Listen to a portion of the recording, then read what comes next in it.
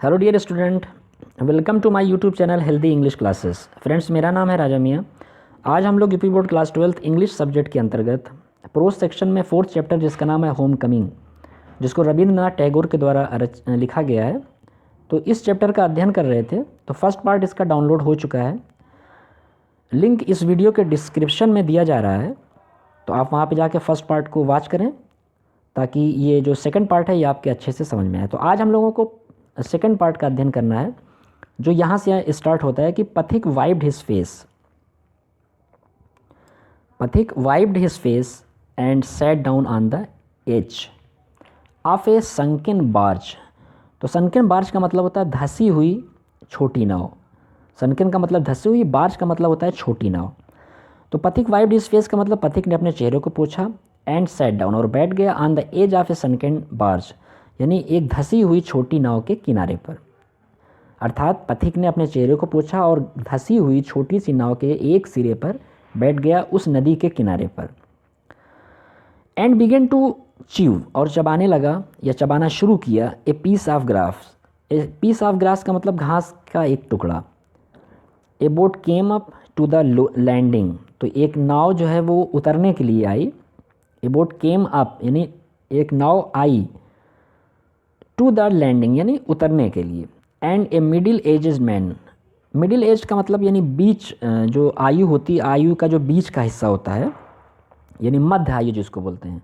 तो एक मध्य आयु का व्यक्ति विद ग्रे हेयर यानी भूरे बाल वाला, एंड डार्क मॉस्टैक और काली या घनी मूँछों वाला, स्टेप्ड ऑन शोर। तो स्टेप्ड ऑन शोर का मतलब होता है ये नदी का किनारा, SHORE, शोर का मतलब नदी का किनारा।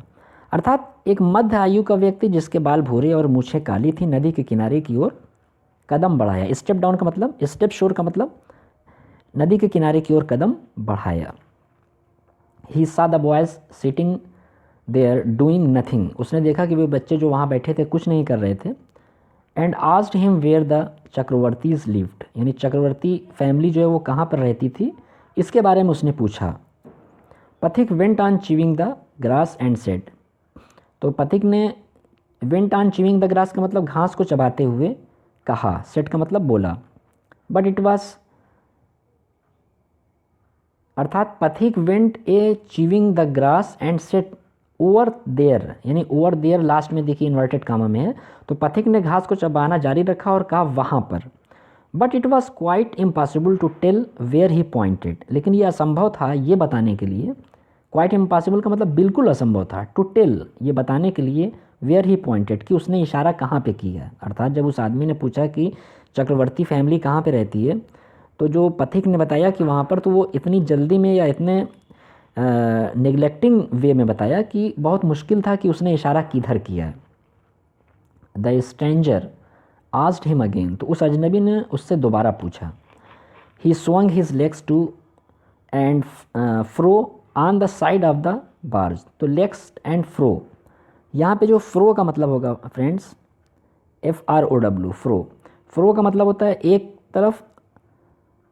अर्थात इसको फिर से देखना, ही swung his legs to and fro on side of the barge and said go and find out, अर्थात उसने अपने पैरों को उस नाव के इधर उधर किया। फ्रो का मतलब होता है एक तरफ से दूसरी तरफ करना। तो उसने अपने पैरों को, हिज लेग्स का मतलब अपने पैरों को, टू एंड फ्रो यानी इधर उधर किया, on the side of the barge उस नाव के किनारे पर, एंड सेड और बोला, गो एंड फाइंड आउट, जाओ और पता करो। अर्थात उसने अपने पैरों को उस नाव के इधर उधर किया, दोनों तरफ किया यानी, और कहा जाओ और पता करो। And continue to chew the grass as before, और पहले की तरह निरंतर उस घास को चबाना जारी रखा।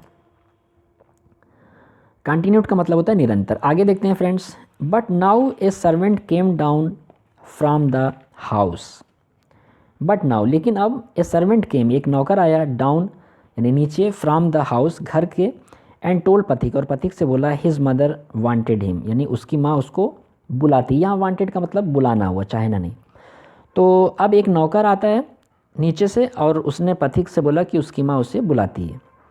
पथिक रिफ्यूज़ टू मूव, पति ने जाने से इनकार किया। यहाँ पे रिफ्यूज़ टू मूव का मतलब हुआ कि निकलने से या बढ़ने से या जाने से इनकार किया। But the servant was the master on this occasion का मतलब उस अवसर पर, यानी उस समय जो नौकर था वो मालिक था। ही टुक पथिक अप रफली का मतलब आप बोल सकते हैं कि बुरी तरह से, and carried him kicking and struggling in the potent raise.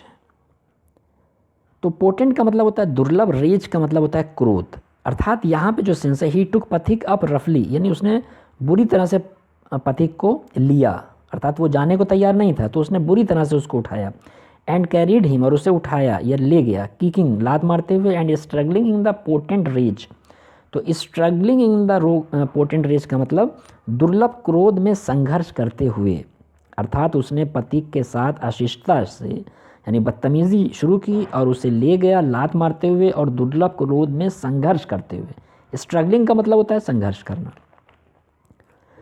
When पथिक केम, जब पथिक आया, इनटू द हाउस, घर में, हिज मदर सा हिम, उसकी माँ ने उसे देखा। शी कॉल्ड आउट एंग्रीली, तो वो गुस्से से चिल्लाई। So you have been hitting Makhan again, तो तुमने एक बार माखन को फिर मारा। पथिक आंसर्ड इंडिग्नेंटली, तो इंडिग्नेंटली का मतलब होता है क्रोधपूर्वक। तो पथिक ने क्रोधपूर्वक उत्तर दिया, नो आई हैव नॉट, नहीं हमने नहीं मारा। हु टोल्ड यू दैट, तुमसे इस बारे में किसने बताया। तो उसने अपनी माँ से पूछा कि हु टोल्ड यू दैट, आपसे किसने बताया। हिज मदर शाउटेड, उसकी माँ चिल्लाई, डोंट टेल लाइज, झूठ मत बोलो। यू हैव, तो यहाँ पे यू हैव का मतलब हुआ कि उसने जो पूरी बात थी उसको खाली यू हैव 2 वर्ड में बोल दिया उसकी माँ ने। यू हैव का मतलब तुमने ही मारा है। पथिक सेड सडनली, पथिक ने अचानक कहा, I tell you I have not, मैंने तुमसे कहा कि मैंने नहीं मारा। यू आस्क माखन, तुम माखन से पूछ लो। But Makhan thought it best to stick to his previous statement. तो प्रीवियस स्टेटमेंट का मतलब होता है पिछला जो आर्गूमेंट था, जो पिछली बहस थी या पिछली बातचीत थी, उसको बोलते हैं previous statement. But Makhan thought, लेकिन माखन ने सोचा, इट बेस्ट, ये सबसे अच्छा, टू स्टिक, स्टिक का मतलब है रुके रहना, तो ये सबसे अच्छा अवसर है रुके रहने का, टू हिज प्रीवियस स्टेटमेंट, अपनी पिछली बात पर। अर्थात माखन ने सोचा कि ये सबसे अच्छा है कि अपने पिछले कथन पर या बातचीत पर अड़ा रहा जाए। स्टिक का मतलब यहाँ पे अड़ा रहना होता है। फिर से देखते हैं, but Makhan thought it best to stick to his previous statement, अर्थात माखन ने सोचा कि ये सबसे अच्छा है कि अपने पिछले कथन पर अड़ा रहा जाए। ही सेड, यस मदर, पथिक डिड हिट मी, तो अभी उसके छोटे भाई माखन ने बोला कि ही सेड, यस मदर, पथिक डिड हिट मी, हाँ माँ, पथिक ने हमें मारा था। आगे देखते हैं फ्रेंड्स, पथिक पेशेंस वाज ऑलरेडी एग्जॉस्टेड। तो पेशेंस का मतलब होता है धैर्य, एग्जॉस्टेड का मतलब होता है खाली। तो पथिक पेशेंस वाज ऑलरेडी एग्जॉस्टेड का मतलब पथिक का जो धैर्य था वो पहले ही समाप्त हो गया था। ऑलरेडी का मतलब पहले ही। पथिक पेशेंस वाज ऑलरेडी एग्जॉस्टेड, अर्थात पथिक का जो पेशेंस था, जो धैर्य था, वो पहले ही समाप्त हो चुका था। He could not hear this injustice, वो इस अन्याय को सुन ना सका। He rushed at Makhan and hammered him with blows, तो वो माखन की ओर तेज़ी से दौड़ा और प्रहार करने लगा, अर्थात पीटने लगा। ब्लोज का मतलब होता है घूसा मारना। Take that, he cried, and that for telling a lie. अब यहाँ पे जो पथिक है वो बोल रहा है माखन से, टेक दैट, ही क्राइड, यानी पथिक जो है वो उसको पीट रहा है माखन को और बोल रहा है he cried and that for telling a lie, अर्थात वो चिल्लाया ये लो ये लो। एंड टेक दैट का मतलब ये लो फॉर टेलिंग ए लाई, झूठ बोलने के लिए, अर्थात वो जो उसको मार रहा था तो केवल झूठ बोलने के लिए मार रहा था। फिर से देखते हैं, take that, he cried, and that for telling a lie, अर्थात वो चिल्लाया ये लो झूठ बोलने के लिए। His mother took Makhan side in a moment, यानी उसकी माँ ने टुक यानी लिया माखन साइड, यानी माखन का पक्ष। यहाँ पे माखन साइड का मतलब माखन का पक्ष उसकी माँ ने लिया इन ए मोमेंट, एक क्षण के लिए। एंड पुल्ड पथिक, और पथिक को पुल्ड का मतलब अलग किया, अवे अपने भाई से, यानी यहाँ पे पुल्ड पथिक अवे का मतलब होता है पथिक को अलग किया। Beating him with her hands, अपने हाथों से पीटते हुए, यानी उसकी माँ ने अपने हाथों से पथिक को पीटते हुए अलग किया और एक क्षण के लिए अपने छोटे बेटे अर्थात माखन का पक्ष लिया। आगे देखते हैं फ्रेंड्स, वेन पथिक पुश्ड हर असाइड, जब पथिक ने उसे एक और धक्का दे दिया अर्थात अपनी माँ को। पुश्ड असाइड का मतलब, पुश्ड हर असाइड का मतलब उसे एक और धक्का दे दिया। शी शाउटेड आउट, तो वो बहुत ज़ोर से चिल्लाई, व्हाट यू लिटिल विलन, क्या तुम छोटे बदमाश हो। Would you hit your own mother, क्या तुम अपनी माँ को मारोगे। It was just at this critical juncture that the grey heard stranger arrived. तो मीनिंग देख लें यहाँ पे, it was just at this critical, critical का मतलब होता है कठिन और जंक्चर का मतलब होता है फ्रेंड्स अवसर। तो ये इस कठिन घड़ी में या अवसर पर दैट द ग्रे हेयर्ड, वो भूरे बालों वाला स्ट्रेंजर यानी अजनबी अराइव्ड, आ पहुँचा। यानी जब ये घटना हो रही थी उसी समय इस कठिन परिस्थिति में, यानी वो दोनों भाई आपस में लड़ रहे थे, फिर उसकी माँ ने बड़े भाई को मारा, ये सब हो रहा था उसी पीरियड में the grey heard stranger arrived, वो भूरे बालों वाला व्यक्ति वहाँ पर आ पहुँचा। He asked what the matter was, तो उसने पूछा क्या मामला है। पथिक लुक्ड शीपिश एंड अशेम्ड, तो शीपिश का मतलब होता है, सॉरी सीपिश का मतलब होता है मूर्ख और अशेम्ड का मतलब होता है शर्मिंदा। यहाँ पे जो शीपिश है इसका मतलब होगा मूर्ख और अशेम्ड का मतलब होगा शर्मिंदा। तो उस समय यानी जब उसने पूछा कि he asked what the matter was, उसने पूछा कि क्या मामला है, तो पथिक लुक्ड सीपिश एंड अशेम्ड, तो पथिक मूर्ख और शर्मिंदा दिखा। लुक्ड का मतलब दिखलाई दिया। आगे देखते हैं friends, but when his mother stepped back, but when his mother stepped back and looked at the stranger, तो यहाँ पे जो सेंस होगा ये होगा कि when his mother stepped back का मतलब पीछे मुड़ी, एंड लुक्ड और देखा, एट द स्ट्रेंजर उस अजनबी को, her anger was change to surprise, तो हर एंगर उसका गुस्सा वाज चेंज बदल गया, टू सरप्राइज आश्चर्य में। अर्थात जब उसकी माँ ने पीछे कदम बढ़ाया और उस अजनबी को देखा तो उसका गुस्सा आश्चर्य में बदल गया। For she recognised her brother and cried, recognised का मतलब होता है पहचानना, क्राइड का मतलब चिल्लाई, why Dada where have you come from. तो फार यहाँ पे जो आया, फार शी क्यों बोलेंगे, फार की मीनिंग यहाँ पे जो सेंस लेंगे वो क्योंकि, फॉर शी रिकग्नाइज्ड क्योंकि वो अपने भाई को पहचान ली थी और चिल्लाई, क्राइड का मतलब चिल्लाई, क्यों दादा तुम कहाँ से आए हो। Where have you come from का मतलब तुम कहाँ से आए हो। तो वो जो व्यक्ति ग्रे हेयर्ड वाला था वो एक्चुअली उसका भाई था, उसकी माँ का। तो as she said these words she bowed to the ground and touched his feet, bowed का मतलब होता है धरती की ओर झुकना।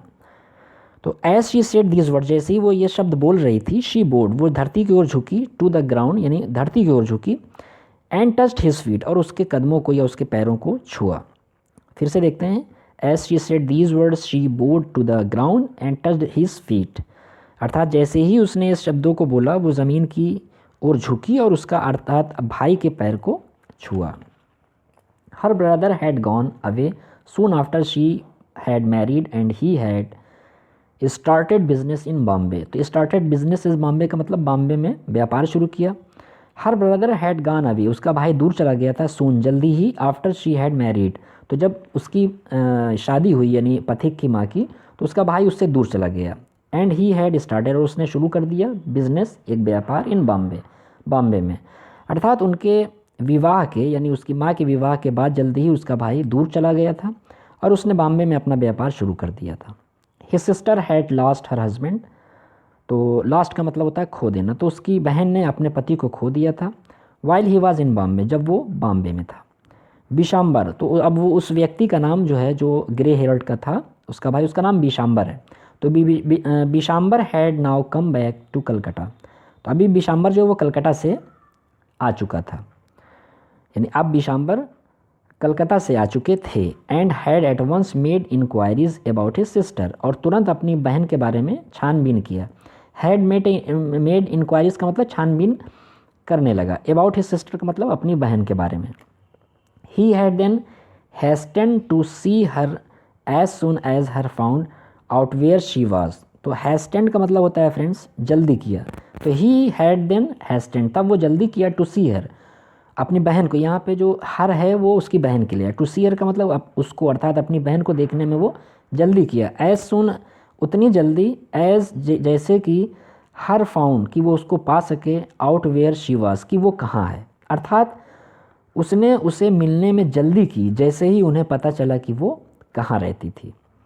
तो फ्रेंड्स आज के लिए इतना ही, इस लेसन का ये सेकंड पार्ट था, तो इसको यहीं पे एंड करते हैं, ये काफ़ी लंबा चैप्टर है। तो रिमेनिंग पार्ट जो है वो सेकंड वीडियो में डाउनलोड किया जाएगा। आशा है कि इसका ट्रांसलेशन अच्छा लगा होगा। अगर आपको इसका ट्रांसलेशन पसंद आया हो तो प्लीज़ इस वीडियो को लाइक करें, शेयर करें अपने फ्रेंड्स को, और चैनल पे नए हैं तो हमारे चैनल हेल्दी इंग्लिश क्लासेस को सब्सक्राइब कर लें।